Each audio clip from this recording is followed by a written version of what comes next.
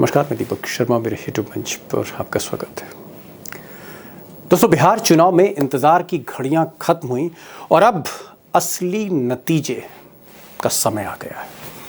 पूरे देश के सामने अब एक ही सवाल है, पूरे देश के सामने ओनली वन क्वेश्चन, और क्वेश्चन ये है कि बिहार में किसकी सरकार बनने जा रही। क्या जो बढ़ी हुई वोटिंग है, रिकॉर्ड तोड़ वोटिंग है 1951 के बाद, 75 साल के बाद, क्या ये जो रिकॉर्ड तोड़ वोटिंग है ये बिहार में 20 साल की सत्ता बदलने जा रही है?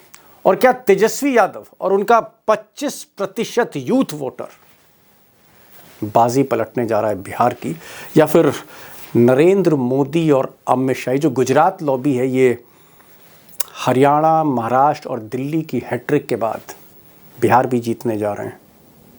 और सवाल ये भी है कि नीतीश कुमार जो किंग मेकर भी हो सकते हैं, किंग भी हो सकते हैं, और जिनकी पार्टी जेडीयू ठीक ठाक सीटें लाने जा रही इस बार, नीतीश कुमार का आखिरी फैसला क्या होगा 14 नवंबर के नतीजों के बाद?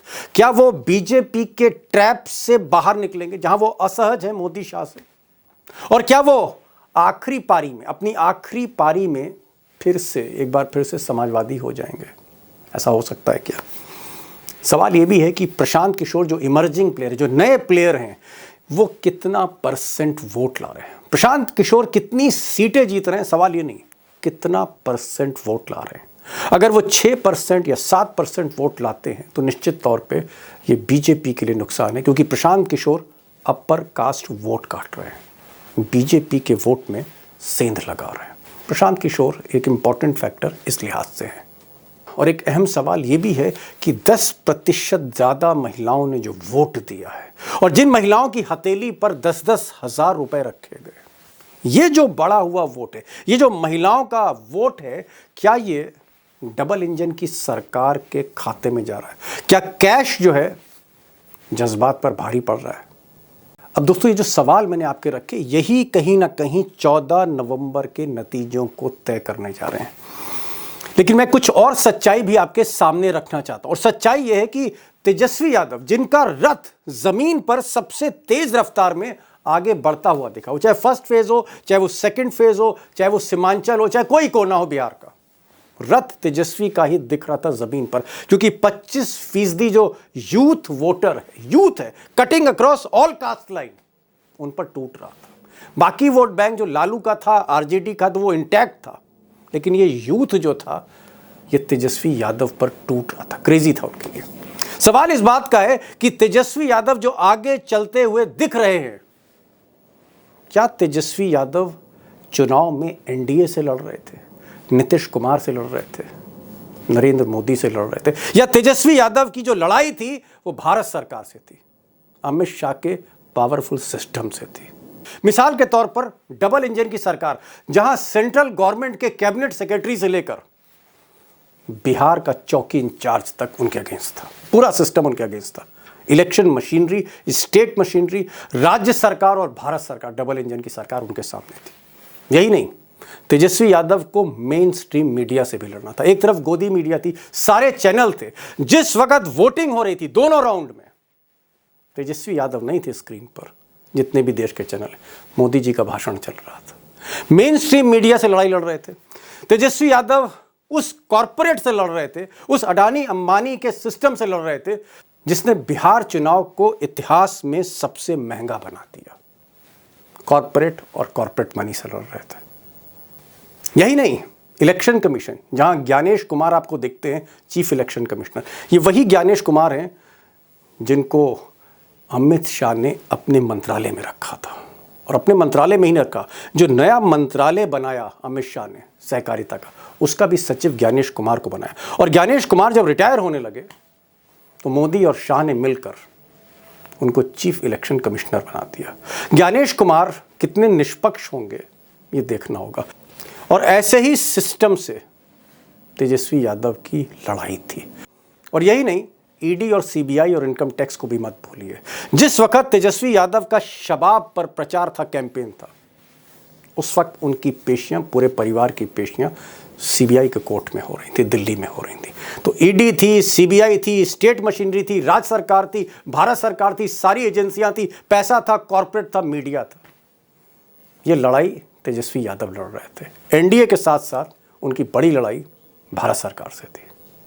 अब इतनी बड़ी लड़ाई, सिस्टम से पूरी लड़ाई, उसके बावजूद भी अगर आरजेडी तेजस्वी यादव की पार्टी 70 के ऊपर जाती, 75 सीटें लाती है, तो ये हाल फिलहाल के इतिहास में एक बड़ा अचीवमेंट होगा, बड़ी उपलब्धि होगी। और अगर आरजेडी 70-75 लाती है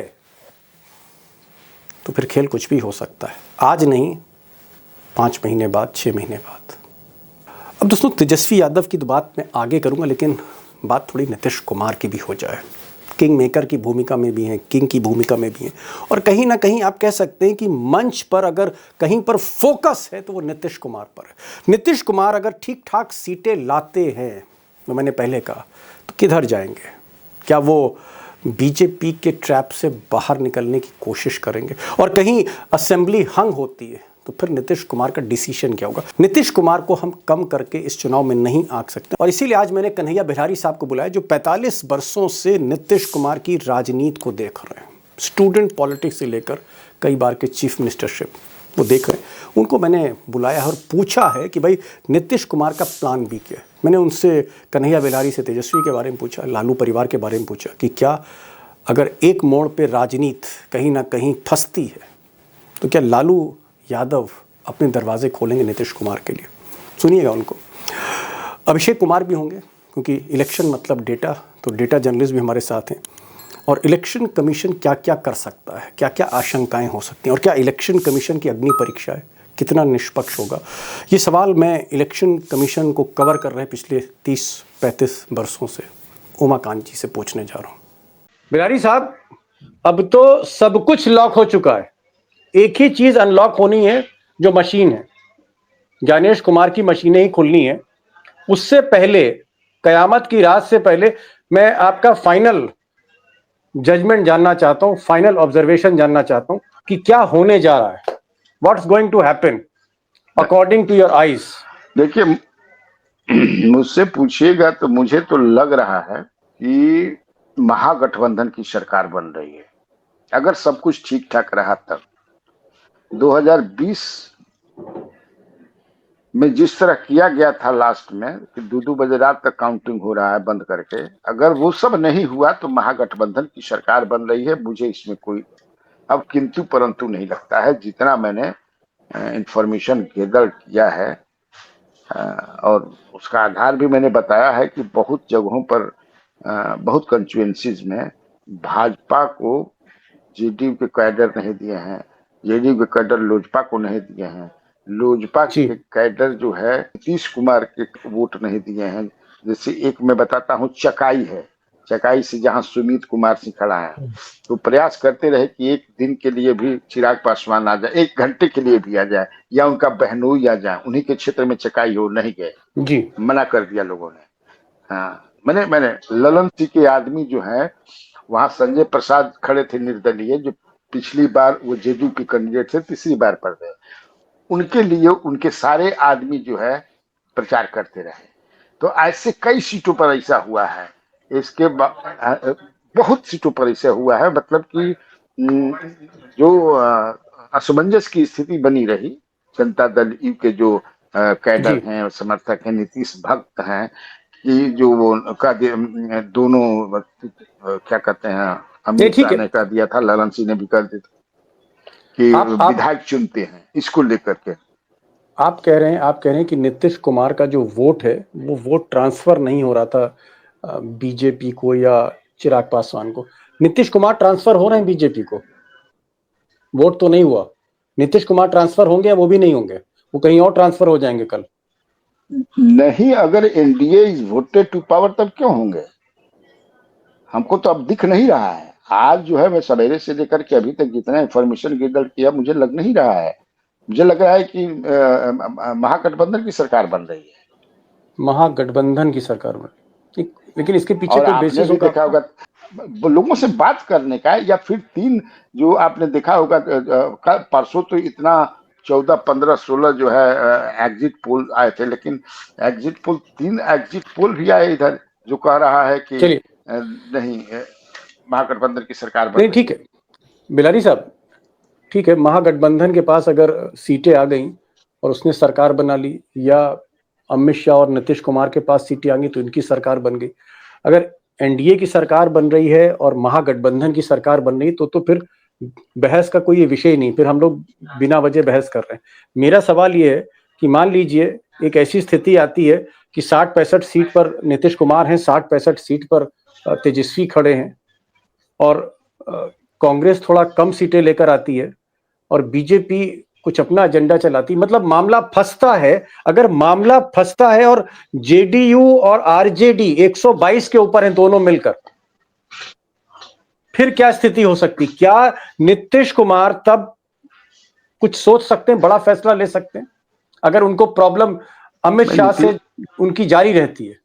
जब अमित शाह से जारी रहेगी, इनको नहीं बनेगा वैसी स्थिति जैसा आप बता रहे हैं, वैसा सिनेरियो बनता है, वैसी स्थिति बनती है, तब नीतीश कुमार क्यों रहेंगे इधर? लेकिन अभी जो फीडबैक ये है कि अगर एनडीए सरकार बनाने की पोजीशन में आ जाती है तो नीतीश कुमार को ही ये लोग सीएम बनाएंगे। इसलिए सीएम बनाएंगे कि नहीं तो फिर दिल्ली की सरकार जो है वो भी खतरे में आ जाएगी। नीतीश कुमार को नाराज करना, वहां की सरकार को भी खतरे में डालना होगा जी। ये भी तो बात है ना। इसलिए चुपचाप मान जाएंगे कि चलिए यही, हाँ अब वो उनको 6 महीना सीएम रखेंगे, 1 साल सीएम रखेंगे, ये बात दूसरी है, लेकिन तत्काल तो मान ही जाएंगे कि नहीं यही रहेंगे सीएम।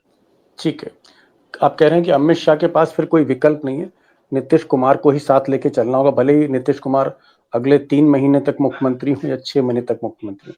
लेकिन एक आज मेरी बिलारी साहब, आपसे बात होने से कुछ देर पहले मेरी फोन पे बात हो रही थी और बहुत ही करीबी बीजेपी के इंसाइडर थे। उन्होंने कहा कि निश्चित रूप से बीजेपी बहुत अच्छा करने जा रही है। उन्होंने कहा कि चाहे मैं आपके यहाँ कन्हैया बिहारी को देखता हूँ या अभिषेक के यहाँ देखता हूँ, आपके यहाँ भी अच्छे पैनलिस्ट आते हैं, लेकिन मैं आपको बता रहा हूँ कि बीजेपी बहुत अच्छा करने जा रही। तो मैंने उनसे पूछा कितनी सीट ला सकती, बोले कि 60 के ऊपर जा सकती, 70 भी टच कर सकती। क्या बीजेपी आपको 70 टच करते हुए, 70 के ऊपर जाते हुए दिख रही है? मैंने 70 अगर वो कहते हैं 60 और 70 के, इसका मतलब कि पिछली बार से परफॉर्मेंस खराब रहेगा। पिछली बार तो 74 था, तो स्वयं मान के ऊपर जी। वो तो स्वयं मान गए कि 74 भी नहीं जा रहे हैं, 60 और 70 के बीच में वो कह रहे हैं, 70 तक कह रहे हैं।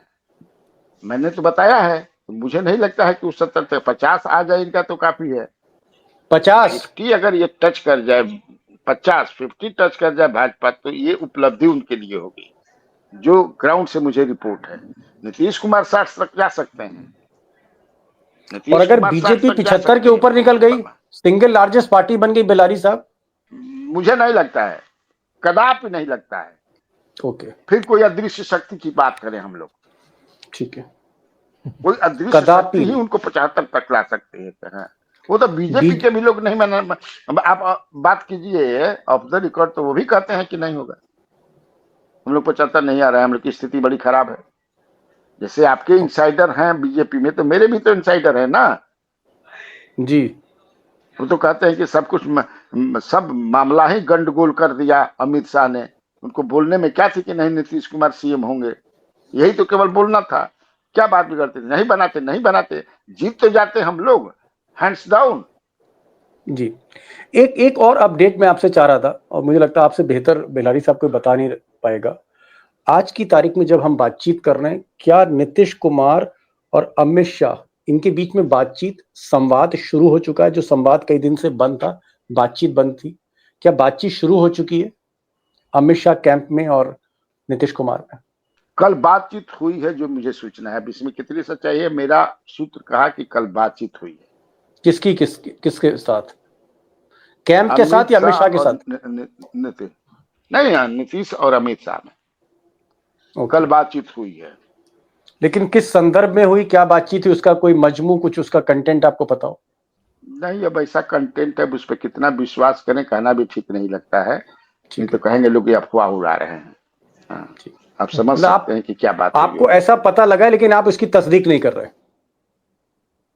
ना, अफवाह भी हो सकता है ना। मेरा सूत्र कहा कि ये बातचीत हुई है, नीतीश जी भी तैयार हैं, वो भी तैयार है, बसंती भी तैयार है, मौसी भी तैयार है, आप समझ रहे हैं। चलिए ठीक है। बसंती भी तैयार है, मौसी भी तैयार।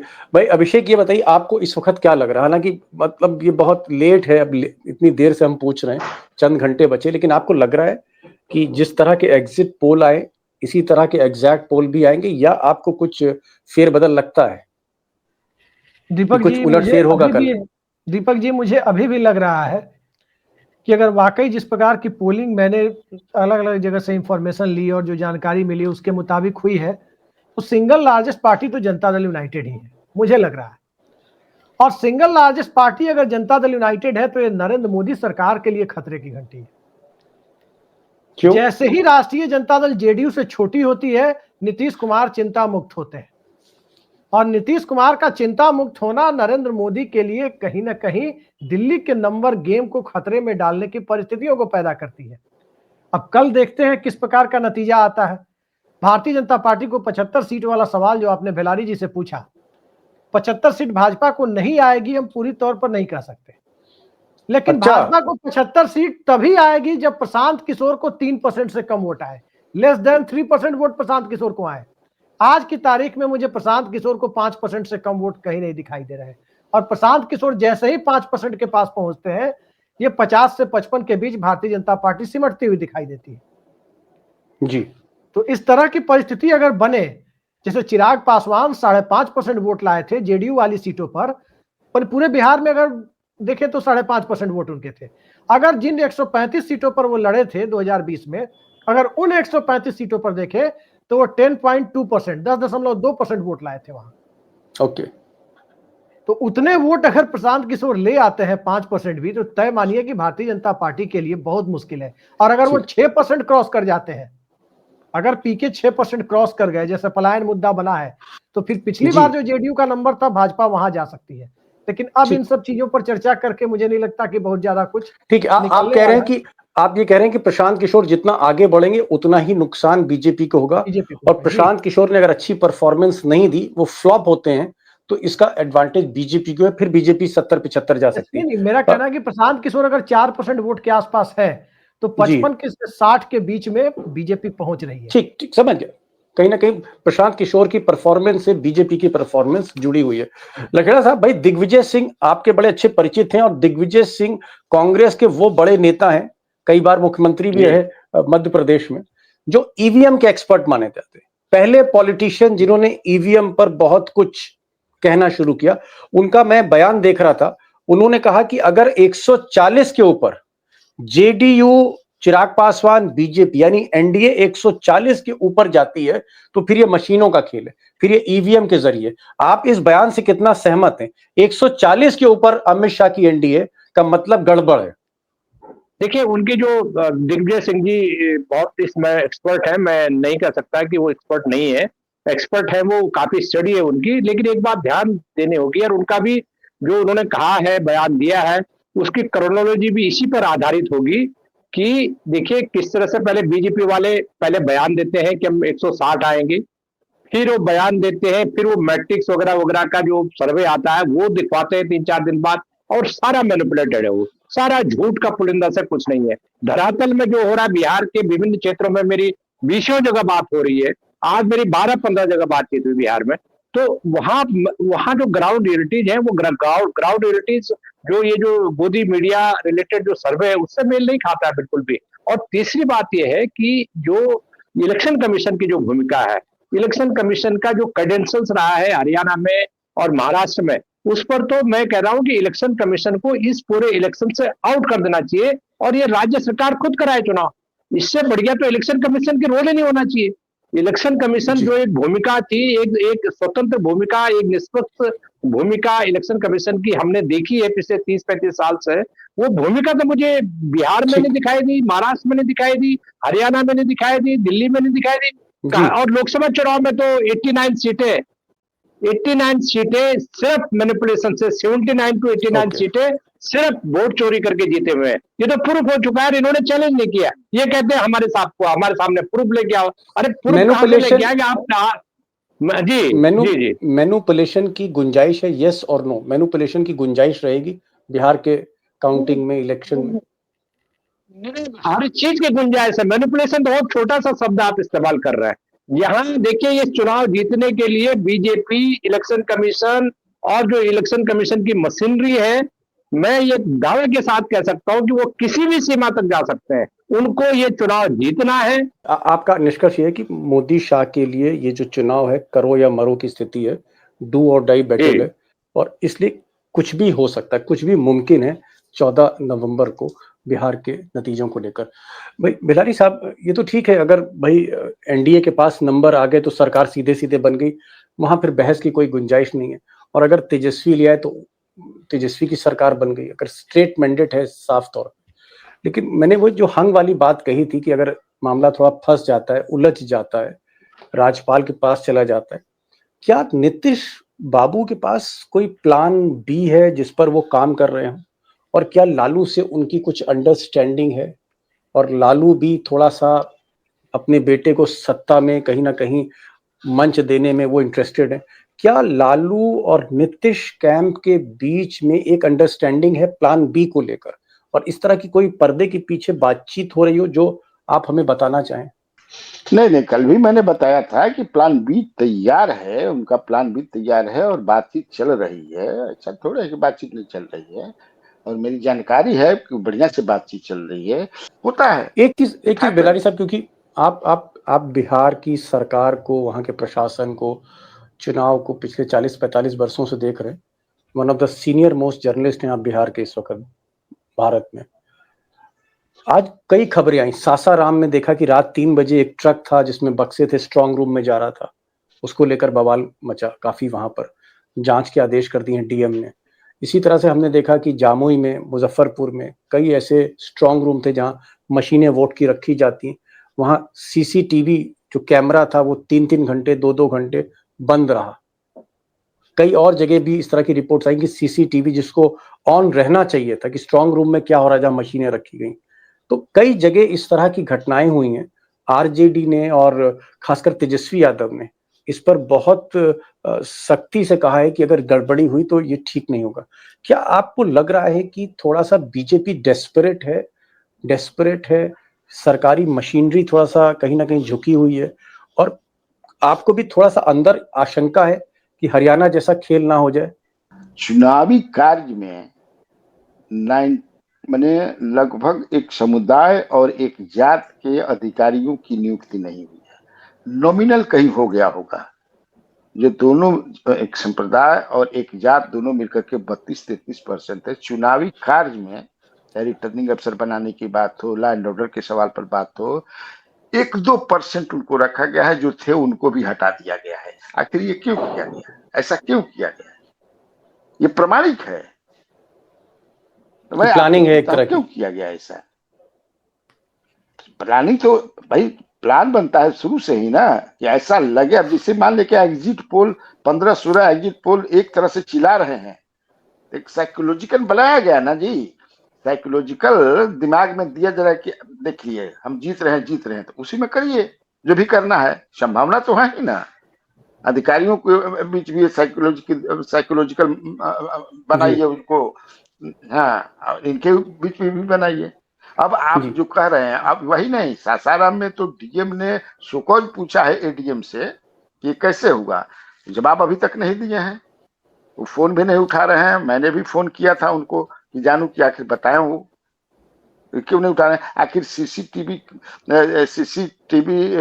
वो कैमरे कैमरा बंद जो होता है वो क्यों नहीं लगा? हाँ नहीं वहां तो लगा ही, आज शायद लगा है जी। जो खबरें आ रही है, जैसे मैंने पढ़ा। ये सब क्या है, इस पर चुनाव आयोग को स्पष्टीकरण देना चाहिए, बताना चाहिए सामने आकर के।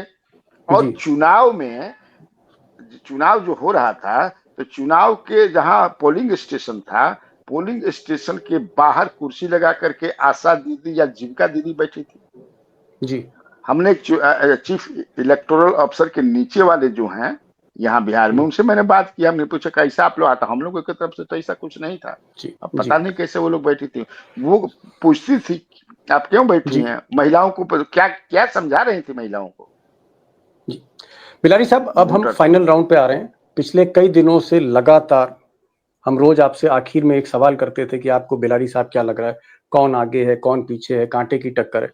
आज तो फाइनल क्वेश्चन, आखिरी बार पूछ रहा हूं आपसे 2025 के चुनाव से पहले, नतीजे आने से पहले, कि अब आपको क्या लग रहा है, फाइनली आपको क्या लग रहा है, एट द लास्ट मोमेंट आपको क्या लग रहा है? कांटे की टक्कर है, या फिर महागठबंधन आगे चल रही है, या जेडीयू नंबर 1 पार्टी हो रही है, या बीजेपी हो रही है? फाइनल पिक्चर आपसे मैं पूछना चाह रहा हूं, फाइनल पिक्चर मिस्टर भिलारी। कांटे की टक्कर है, एज है महागठबंधन की, और मुझे लगता है कि महागठबंधन की सरकार बन रही है, मुझे ऐसा लगता है। और तेजस्वी यादव की पार्टी राजद जो है सिंगल लार्जेस्ट पार्टी होगी, मुझे लगना। 4 दिन पहले तक लगता था कि नीतीश कुमार बन रहे हैं, लेकिन अब लगने लगा है कि नहीं, कल से ही मुझे कि नहीं, तेजस्वी यादव की पार्टी सिंगल लार्जेस्ट पार्टी होगी, followed by Nitish Kumar, then BJP third position. Okay Abhishek, यही सवाल आपसे आखिरी बार पूछ रहा हूं, 2025 के विधानसभा चुनाव में आपको क्या लग रहा है? देखिए, सब कुछ, सारा गणित, सारा गुणा गणित टिका हुआ है आपको सिंगल लार्जेस्ट पार्टी कौन होता है इसी के ऊपर। जो सिंगल लार्जेस्ट पार्टी होगा, राजभवन में उसका क्लेम मजबूत होगा। पिछली बार राष्ट्रीय Janata Dal single largest party बनी जरूर थी, लेकिन प्री पोल अलायंस वाली थ्योरी वो काम कर गई थी एनडीए के पक्ष में। तो प्री पोल अलायंस वाली थ्योरी के आधार पर एनडीए को न्योता मिल गया था। हालांकि गवर्नर केंद्र में जिसकी सरकार होती है उसी इस बार क्या हो रहा है भाई? बिलारी साहब ने तो बोल्डली बोल दिया, आप भी बोल दीजिए। आप तो मुझे साफ यही लग रहा है कि अगर सिंगल लार्जेस्ट पार्टी आरजेडी बनी तो इस बार अगर उसके क्लेम को डिनाई किया गया सरकार बनाने से, तो ये कहीं ना कहीं संवैधानिक मर्यादा की खिल्ली उड़ाना होगा, बवाल भी हो सकता है, जैसा कि सुनील वहां के एमएलसी कह रहे हैं। लखेड़ा साहब, लास्ट क्वेश्चन आपसे कि भाई क्या लग रहा है आपको, कांटे की टक्कर, मशीनों का खेल, जेडीयू नंबर 1, बीजेपी नंबर 1, या तेजस्वी की सरकार? देखिए, जो ग्राउंड रियलिटीज है और जो मेरी रिपोर्ट्स है, मेरा जो असेसमेंट है, इंडिपेंडेंट असेसमेंट, किसी से प्रभावित हुए बिना, मेरा ये असेसमेंट है कि विपक्ष का जो है, तेजस्वी का जो पार्टी है वो अच्छी बढ़त लेगा। सरकार बनेगी, किसकी नहीं बनेगी, बनेगी, ये एक $1 मिलियन क्वेश्चन है। लेकिन जो उनके साथ जो लकुना है या जो कमजोरी है, वो कांग्रेस और माले, ये दो जो बड़े घटक दल है, इनकी परफॉर्मेंस पर डिपेंड करेगा कि वो मेजोरिटी मार्क तक पहुंचते हैं या नहीं पहुंचते, ऐसा मेरा कहना है। और दूसरा मेरा कहना है कि इलेक्शन कमीशन, केंद्र की सरकार, बिहार की सरकार, उसका क्या टिल्ट होता है, क्योंकि नीतीश कुमार और बीजेपी के बीच में ये प्रेशर था। कल से मेरी पास रिपोर्ट है कि ये भी प्रेशर है खेमे के द्वारा कि नीतीश कुमार को लास्ट मोमेंट पे भी प्रोजेक्ट कर दो चीफ मिनिस्टर। और ये जो बातचीत हुई है पिछले कल परसों से, वो उस बातचीत का ही नतीजा है। और उनको प्राइवेटली बता दिया गया है कि भाई नड्डा साहब ने तो अनाउंस कर दिया है कि आपको चीफ मिनिस्टर बनाएंगे। तो ये जो लिफ्ट एंड बट के जो सवाल है, इसी रायते में ये इलेक्शन हो रहा है। और कल का जो परिणाम होगा, वो परिणाम ये बताएगा कि लार्जेस्ट पार्टी कौन बनेगा, क्लेम बनेगा, बुलाएंगे नहीं बुलाएंगे, ये बहुत डिफिकल्ट है कहना। मशीनों का खेल नहीं होगा, आपको ऐसा लगता है? मशीन, देखिए, मशीन स्वतंत्र और निष्पक्ष चुनाव नहीं हो रहा है, ये मैं आपको गारंटी के साथ कह सकता हूँ। और वो आप पूरा रिफ्लेक्ट होगा, पूरी प्रोसेस में रिफ्लेक्ट होगा, क्योंकि पूरी मशीनरी लगी हुई है। देखिए, होम मिनिस्टर 15 दिन वहां झक मार के थोड़ी आए हैं, वो पूरी मैन एंड मशीनरी को तैयार करके आए।